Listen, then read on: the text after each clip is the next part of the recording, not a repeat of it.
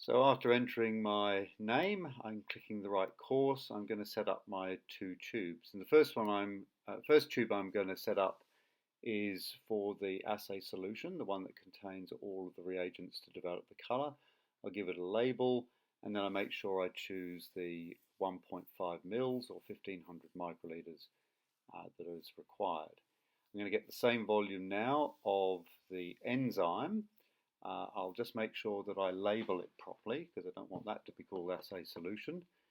And then once I've done that, I'll have my two tubes. So then I'm going to make an empty plate, and that's a normal plate, of course, not a plate of cells. And I'm going to pipette the luciferase in increasing amounts across the columns.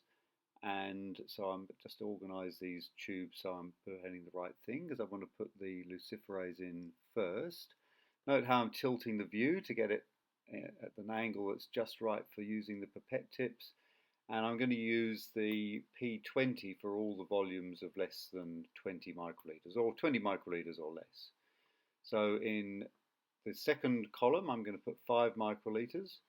And then in the third column, 10 microliters. But let's speed this up a bit so that we don't have to watch me do that. And we get all the way up to 100.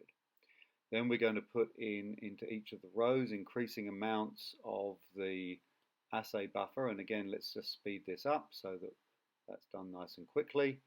And then what we're going to do is mix the plate. So we can do that by just tilting so we can see the menu a bit better. Do the mix, and then switch that off, and then we can press the button to get the renilla luminescence, and there it is.